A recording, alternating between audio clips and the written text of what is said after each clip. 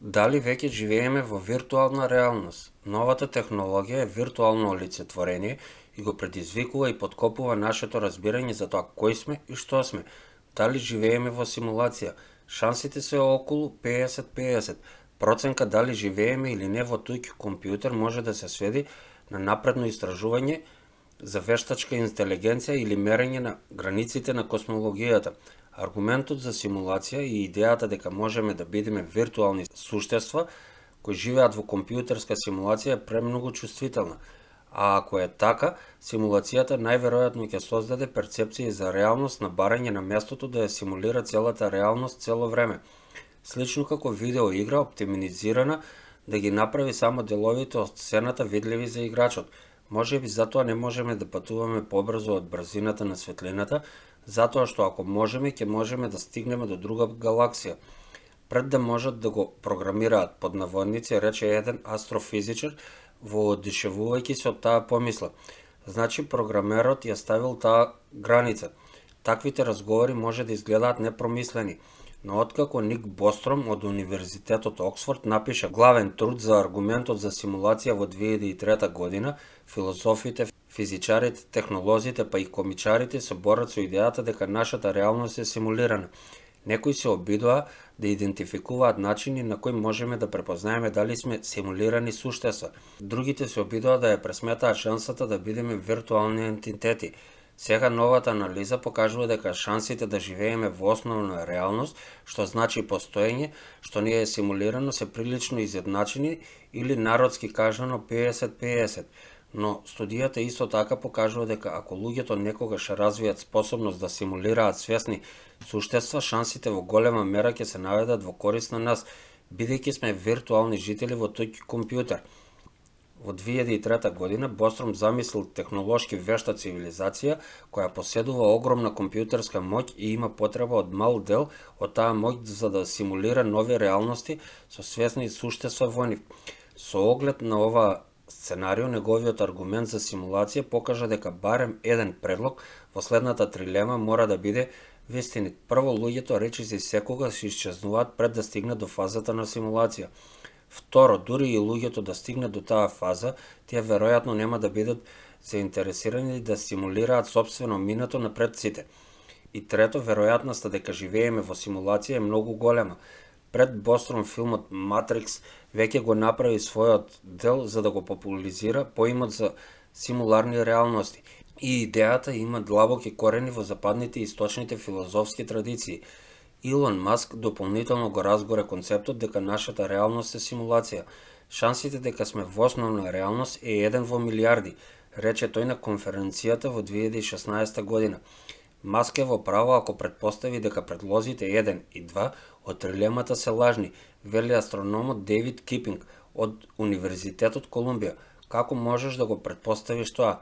За подобро да се справи со аргументот за симулација на Бостром, Кипинг решил да прибегне кон Бајсовото расудување.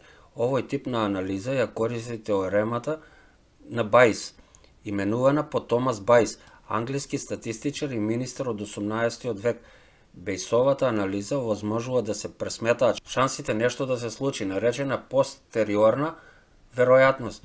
Прво, правејќи претпоставки за предметот што се анализира, доделувајќи му претходна веројатност, Кипинг започна со претварање на трилемата во дилема. Тој ги сруши предлозите 1 и 2 во една изјава, бидејќи и двата случаи крајниот исход е дека нема симулации. Така, дилемата ја спротивставува физичката хипотеза, нема симулации наспротив хипотезата за симулација. Постои основна реалност и има симулации. Само му доделувате претходна веројатност на секој од овие модели, вели Кипинг.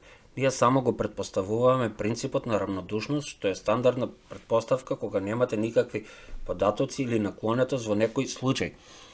Така секоја хипотеза добива претходна веројатност од 1/2. Следната фаза од анализата бараше размислување за парусните реалности, оние што можат да генерираат други реалности, и нули парите реалности, оние што не можат да симулираат реалности на потомство. Ако физичката хипотеза беше вистината, тогаш веројатноста дека живееме во нули парен универзум би била лесна да се пресмета и би била 100%. Кипинг тогаш покажа дека дури и во хипотезата за симулација повеќето од симуларните реалности биле нули пари. Тоа е затоа што ако симулациите создаваат повеќе симулации, компјутерските ресурси достапни за секоја наредна генерација се намалуваат до точка каде што огромното мнозинство од реалноста ќе бидат оние што ја немаат компјутерската моќ неопходна за симулирање на реалноста на потомството, што се способни да бидат домаќини на свесни суштества. Вклучите го сето ова во Бајзова формула и ќе излезе одговорот.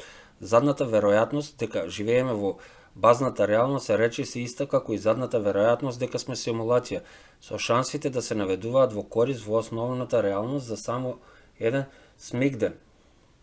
Овие веројатности би се променили драматично доколку луѓето создадат симулација со свесни суштества во неа, бидејќи таквиот или таков настан би ги променил шансите што претходно ги доделивме на физичката хипотеза, можете само да ја исклучите таа хипотеза веднаш. Тогаш ви останува само хипотезата за симулација, вели Кипинг. Резултатот од анализата на Кипинг е дека со оглед на сегашните докази Маск греши за шансите од 1 во милиарди, што ни припуштува во живот основна реалност. Бостром се согласува со резултатот, со некои предупредување. Ова не е спротивност на аргументот за симулација, кој само тврди нешто за дисјункцијата.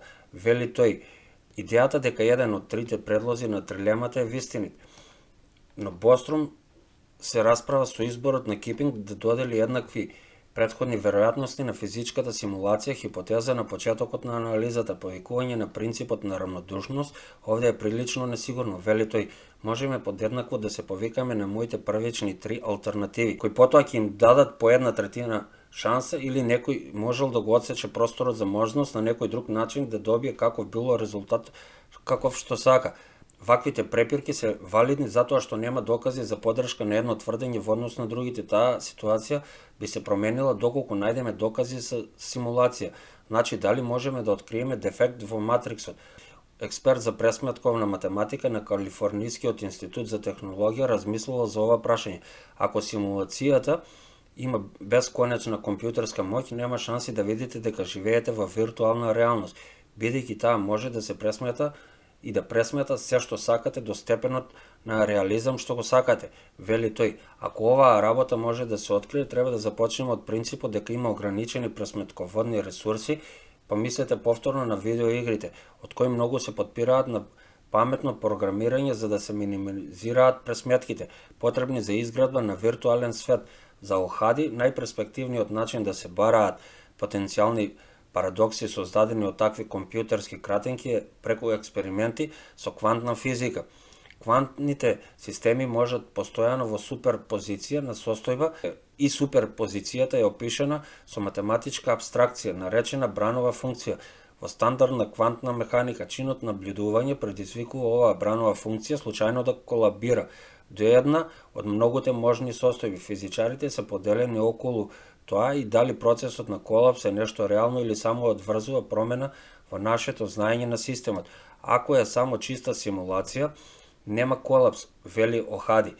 Се решава кога ќе погледнете, остатокот е само симулација. Како? Кога ги играте овие видеоигри. За таа цел Охади и неговите колеги работеа на 5 концептуални варијации на експериментот, секоја дизајнирана да предизвикува симулација, но тој признава дека е невозможно да се знае во оваа фаза дали таквите експерименти можеле да функционираат. Овие 5 експерименти се само претпоставки, вели Охади.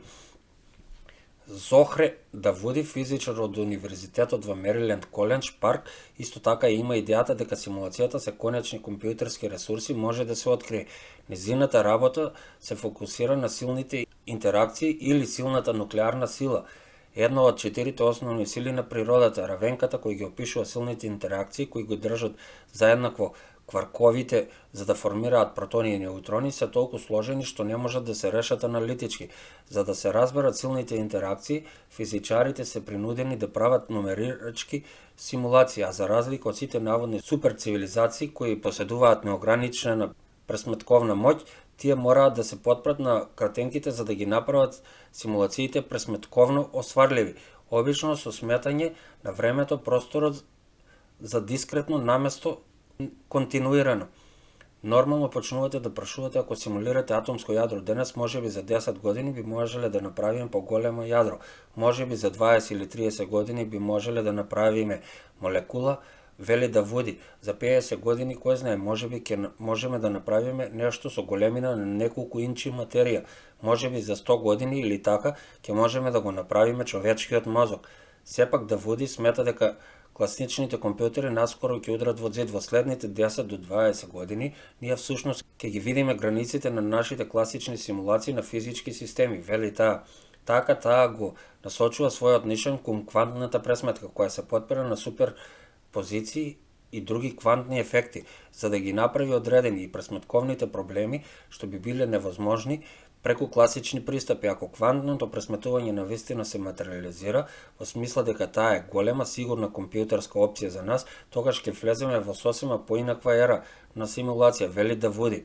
Почнувам да размислам за тоа како да ги извадам моите симулации на физика, на силна интеракција и на атомски јадра. Ако имам квантен компјутер што ја осврли сите овие фактори, ја наведоа да води да шпекулира за хипотезата за симулација. Ако нашата реалност е симулација, тогаш симулаторот веројатно исто така го дискретизира просторот за да заштити компјутерски ресурси. Се разбира од претпоставка дека ги користи сите механизми како нашите физичари за таа симулација. Подписите на такво дискретно време потенцијално би можеле да се видат во насоките кои и високоенергетски космички зраци. Тие би имале предпочитана насока на небото поради кршење на така наречената ротациона симетрија.